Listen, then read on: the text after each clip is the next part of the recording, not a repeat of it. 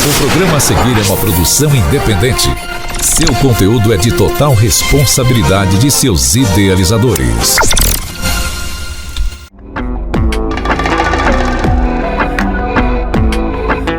Olá, mais uma vez estamos no programa Direitos e Desafios do Mundo Neurodivergente. E hoje temos um profissional muito capacitado, que eu gosto muito, já sigo nas redes sociais, que é o Bruno Mega, que é o nutricionista da cidade de Mococa. Bruno, bem-vindo, muito obrigada por você ter aceito o nosso convite. Eu queria que você se apresentasse. Eu que agradeço, em primeiro lugar, pelo convite. Estou muito feliz de estar aqui e falar de um assunto muito importante, que é a nutrição, né? Isso. Afinal, tudo começa com a alimentação. Sim, né? Eu já sou nutricionista há 6 anos, trabalho na área há 6 anos, e nesse período eu vi que a dificuldade dos pais de lidar com as crianças, né? Principalmente com essa questão da alimentação. E eu senti muito também a falta de profissionais, até colegas, nessa área, Sim. né? Então eu me especializei em nutrição materna infantil e trabalho com isso também nos dias de hoje. Ai, que bom! Então nós queremos aprender muito com você aqui hoje. Aí nós temos algumas questões que foram enviadas e eu vou fazendo as questões para você. Como que a gente pode saber, identificar que o filho é seletivo na alimentação? A gente já pode considerar que o filho, né, a criança, adolescente ou até mesmo adulto, tem a seletividade alimentar se ele não consome alimentos variados. Se ele chega a consumir, pelo menos no mês, pelo menos de 15 a 20 alimentos iguais, ele não varia estes alimentos, ele permanece naqueles alimentos. Entendi. Então isso a gente já pode considerar um passo para a seletividade alimentar. Então vamos observar aí a alimentação da nossa família. E como se trata a seletividade? Que eu acho que é bem difícil. A seletividade alimentar é uma coisa muito complexa para se tratar e muito difícil. Não é fácil. Costumo falar muito isso para os pais dos meus pacientes, né? Tem que ter muita paciência. E nós, como nutricionistas, podemos considerar lucro se nós conseguirmos introduzir pelo menos um alimento diferente para o paciente em um mês. Isso seria um lucro muito grande. Ou até mesmo nesse período, se ele pelo menos pegasse nesse alimento, tocasse, sentisse o cheiro, né? E para a gente tratar essa seletividade alimentar, não é a gente simplesmente falar para a pessoa, você tem que comer isso. Vamos dar um exemplo do brócolis, né? Você tem que pegar e comer o brócolis. Porque a pessoa que tem seletividade não vai pegar. Não. A gente sabe que é uma recusa que é maior do que ela, né? É uma emoção, um sentimento, às vezes, muitas vezes, levadas às coisas ruins, né? Então, também acontece muito, até mesmo das crianças, e vejo adultos falarem também que não gostam de determinado alimento, porém nunca experimentaram. Muito comum. Isso. Então, para a gente começar a tratar a seletividade, é muito importante a gente tentar ver de onde vem essa seletividade. E nós podemos ter uma série de diversos exercícios no dia a dia que eu passo para os pais dos pacientes, começar a tentar fazer a introdução alimentar. E nós vamos falar um pouquinho disso aqui. Nossa, olha como é complexo, né, gente? Então, não é só aquele momento, não é frescura, isso tá lá atrás, tem um fundo que pode ser emocional. Então, imagino a dificuldade aí, né? E também pode ser até mesmo da própria alimentação da família. Sim. Né? Às vezes a alimentação não é tão variada e às vezes até mesmo porque as crianças usam muito os pais como exemplos. Né? E às vezes os pais também não têm o hábito de comer determinado alimento saudável. Às vezes tem o hábito mais de ficar no famoso disque delivery. Né? Então a criança vai por isso também. Né? É muito comum no meu consultório, só pra gente relaxar um pouquinho, eu pergunto pra mãe, ele come fruta? Eu pergunto pra criança, fulaninho, você come fruta? Que fruta você gosta? Aí ele fala, mas não tem fruta na minha casa. Isso, é muito Né? comum isso. Porque aí eu pergunto, aí a mãe fica vermelha, né? Fala, mas não, vocês não têm o costume? Não, nós não temos o costume. Sim. E aí como é que a gente vai querer que a criança coma, né? A São fruta. mudanças de hábitos que devemos ter. É verdade, da família toda, né? Bom, e assim, uma pergunta. Meu filho não come banana, o que eu vou fazer? Bom, nós poderíamos entrar num assunto que se chama esticamento alimentar, que é uma coisa que eu gosto muito de fazer no meu dia a dia e é uma coisa que eu vejo que dá muito resultado. Sim. Porque, por exemplo, o filho não come a banana. Se você chegar e oferecer a banana para ele, muitas vezes ele nem vai tocar neste alimento, né? Então nós podemos tentar conquistá-lo com coisas que ele gosta, né? Mas puxando para o lado da banana. Entendi. E eu trouxe aqui alguns exemplos para explicar para vocês melhor. Vocês nem imaginam o cheiro que tá isso daqui, gente. Então, nós podemos tentar, por exemplo, a criança gosta de chocolate. Sim. Por que não tentar inovar e fazer um brigadeiro de banana com cacau? Né? Sim. Então, assim, ela vai estar comendo uma coisa que ela gosta, em forma agradável e bonita. E até mesmo assim, por que não mergulhar o brigadeiro no granulado colorido? Sim. Né? Deixa ela comer o que ela gosta. Mas, porém, ela vai estar começando a se adaptar com um gosto diferente. Isso. Então, a gente utilizou o primeiro passo de esticamento alimentar. Nós utilizamos a banana em forma de um brigadeiro. E aí, se a criança já começar a aceitar, por que nós não tentarmos mudar, né, este alimento para outra preparação? Então, um bolo de banana saudável. Isso. Então, podemos prepará-lo com ovos, né, aveia, banana, óleo vegetal e uvas passas para até dar um pouquinho de gosto, né? E a criança vai estar comendo um bolo que ela gosta, né? Sim. De maneira saudável, tentando puxar para a banana. Poderia até, se a criança gosta muito de doce, que não é o ideal todo dia, mas para aceitar, fazer uma coberturinha. Uma cobertura também. Para atrair melhor, atrair melhor. Isso. O que for melhor. E se a criança quiser comer, mergulhar o bolo, a fatia num copo de leite, se ela gosta, ela pode, né? O importante é que ela está começando a sentir o gosto da banana. Isso. Então, um bolo, por exemplo, seria o segundo passo do esticamento. Sim. Nós poderíamos estender, por exemplo, para um sorvete de banana com leite em pó, né? Delícia, hein? Poderíamos introduzir também aí um banoffee, Sim. né? Depois, por última opção, nós ofereceríamos a banana para essa pessoa, a criança em si. Então, é lento, né? É lento. Tem que ter persistência, Exatamente. Paciência. E uma coisa muito importante também é que eu falo muito isso para as crianças também.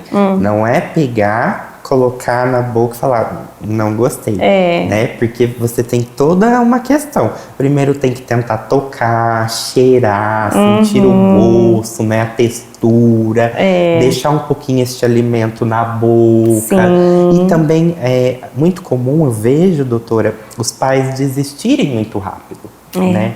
Então, por exemplo, se a criança não começou aceitando o brigadeiro de banana no primeiro dia, tenta de novo. E de novo. Sim. Né? Isso é muito importante. De outras formas, né? isso mesmo. Um indivíduo em si só vai saber se ele gosta ou não de um determinado alimento se ele prová-lo diversas vezes, mais de 10 vezes. Então é importante, né? Que a gente persista nesse processo. Exatamente. Só mais uma questão antes do nosso intervalo, assim, meu filho tem ânsia só de ver um alimento, o que a gente pode fazer? Uma coisa muito legal é, por exemplo, os pais levarem essa criança ao supermercado. Então vamos supor que o alimento que essa criança tenha ânsia apenas de ver, né, seja um tomate, né? Sim. Então, vamos levar essa criança ao supermercado e explicar para ela que nós vamos comprar tomate, Sim. né, junto com uma outra lista de compra. Sim. Então, deixe ela ir até o lugar, ela ver, tentar. Você me ajuda a escolher, né?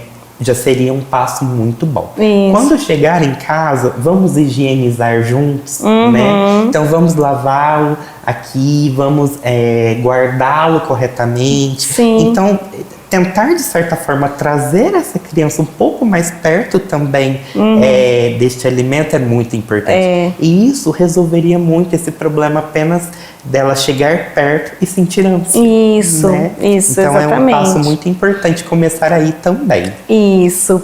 Bom, a gente está aprendendo muito, estou adorando, mas a gente vai precisar agora ir para o intervalo e logo mais voltaremos com mais respostas do Bruno. Tem momentos na vida em que o estilo faz toda a diferença. Na Galvani você encontra o traje perfeito para qualquer ocasião. Casamentos, formaturas e eventos especiais. Transforme seu visual com elegância. Dos detalhes ao caimento, cada peça foi feita para valorizar o seu momento. Qualidade, sofisticação e o ajuste perfeito do jeito que você merece. Galvani, aluguel de trajes masculinos. Rua Campos Sales, 581 no piso superior da H. no centro de Mococa. Galvani, aluguel de trajes masculinos. Vista-se de elegância. Pinheirinho Supermercados, tradição e confiança. As melhores ofertas você encontra aqui. De segunda a quarta, Hortifruti Pinheirinho Supermercados. Frutas e legumes com qualidade em primeiro lugar. De quinta a domingo, ofertas especiais do final de semana. Açougue qualidade premium. Padaria e rotisserie. Completo pra você. Restaurante Pinheirinho. Todos os dias das 11 às 14 horas. Compre online www.pinheirinhoonline.com.br. Acompanhe nossas redes sociais, @Pinheirinho Supermercados e aproveite nossas ofertas. Seu melhor amigo merece o melhor cuidado, não é mesmo?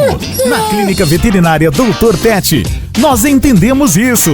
Aqui a saúde do seu pet é nossa prioridade, com consultas, cirurgias, vacinas, Uberdog e um atendimento completo. E para a felicidade dele, oferecemos um spa completo, banho relaxante, dose higiênica ou personalizada por raça, deixando ele lindo e cheiroso. Cuidamos da saúde e da beleza com todo o carinho que ele merece. Vem pra Clínica Veterinária Dr. Pet, onde seu pet é tratado com amor.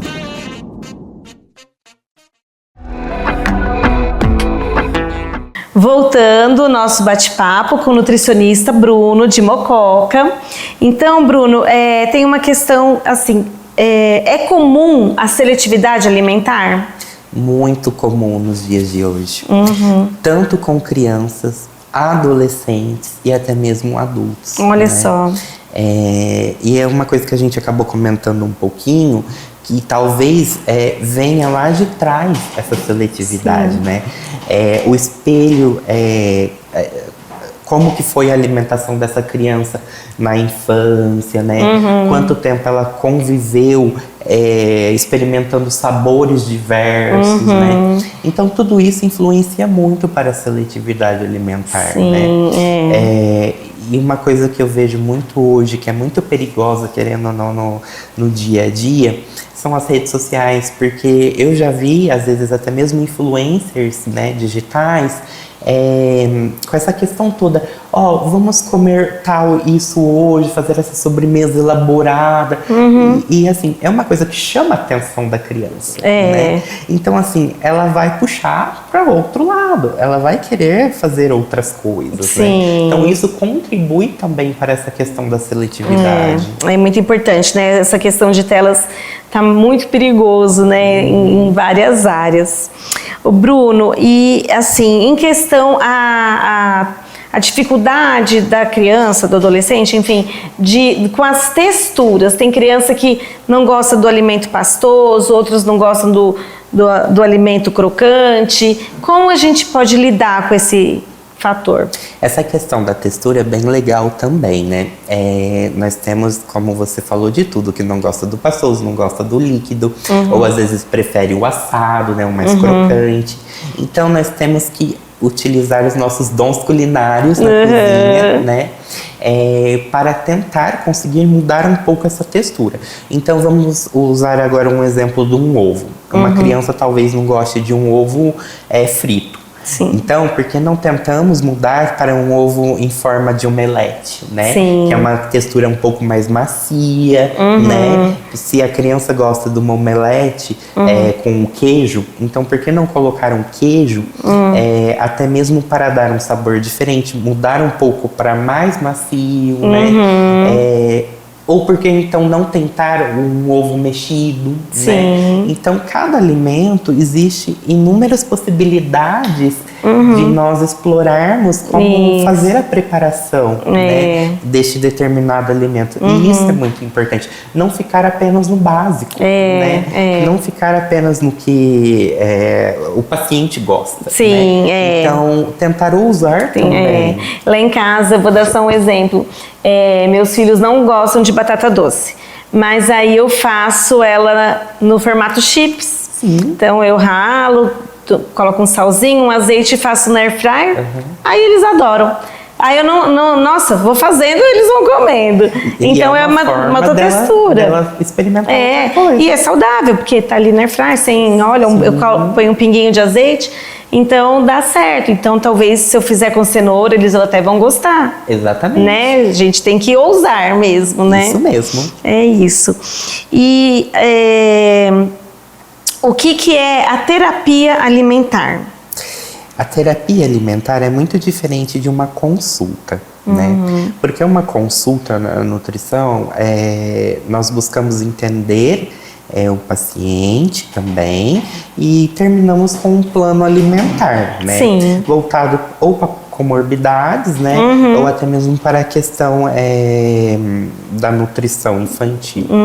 A terapia alimentar é um conjunto de ações, estratégias que nós utilizamos no consultório, diferente de montar um plano alimentar. Porque, por exemplo, uma criança com seletividade alimentar, se ela vier no consultório, não adianta eu montar um plano alimentar. Se ela não come, como que nós vamos tentar fazer isso? Exatamente. Então, nós usamos na terapia alimentar questões sérias de exercícios que eu prescrevo para os pais que estão ali, ou quem cuida da criança, né? Começar a fazer com a criança.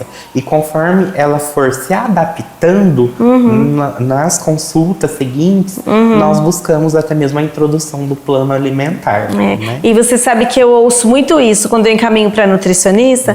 Mas o nutricionista vai passar um monte de coisa que ele não come. Sim. Fala, vai adaptar dentro do que vocês gostam, né? E uma coisa muito importante que eu acho que é falar, que nem você disse essa questão, é que às vezes a própria família já chega na consulta, né? Claro, com medo, né? Porque o que nós vamos prescrever. Mas às vezes eu sinto até resistência. Realmente do medo de sair da consulta sem um plano alimentar. Então é importante saber disso. Que antes da criança buscar essa questão do plano alimentar, nós temos que tentar conquistar a alimentação dela, fazer ela comer. Né? Então eu acho isso muito importante. Muito importante. Difícil para vocês, eu acho, né? Mas é muito importante.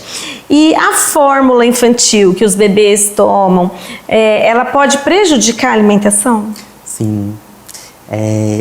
Eu acho que você também vê muito isso no dia a dia, né? Hoje em dia a alimentação aí com fórmulas nós indicamos até 2 anos. Sim. Né? E aí podemos começar a introdução alimentar até antes, né? Sim. Que eu acho que é muito importante. Só que eu vejo muitas crianças que continuam com a fórmula infantil por um longo período durante a infância, né? E querendo ou não, essa fórmula infantil muitas vezes dá sustância, né? Oferece o aporte calórico, proteico, né? E querendo ou não, hoje em dia muitas fórmulas infantis têm sabores. Exatamente. Né? O que pode prejudicar realmente essa introdução alimentar. Então, quanto mais rápido fizermos o desmame, mais fácil vai ser a introdução alimentar. Assim, chega uma certa idade que comer é mais viável, mais importante do que mamar, né? Exatamente. Então tem que mudar. É claro que existem sim situações, né, Sim. que precisam e etc. Mas é muito importante tentar fazer esse desmame. Que bom. E assim, como um exemplo, eu sei que é muito variável de cada população, tal, de cada idade, mas uma criança mais ou menos em torno de 5 anos, como deveria ser essa alimentação? A alimentação de uma criança de 5 anos já entra numa alimentação geral. Então, nós temos que ter bem distribuído no prato dessa criança os carboidratos, o grupo dos carboidratos, que são os alimentos que vão nos dar energia, né? O grupo das proteínas, construtores e também dos lipídios, das gorduras, né? Então, fazer essa distribuição é muito importante. Com 5 anos, teoricamente, a criança já deveria estar comendo todos os vegetais, frutas, hortaliças, né? Carboidratos, proteínas, até mesmo mais do que 20, né? Para não criar essa questão da seletividade. Ah, entendi. Bom, eu já tentei fazer o meu filho comer comida, porém ele não aceita. O que eu faço? Ai, que difícil. Isso é muito difícil mesmo. São passinhos de tartaruga, né? Nós temos muito que insistir.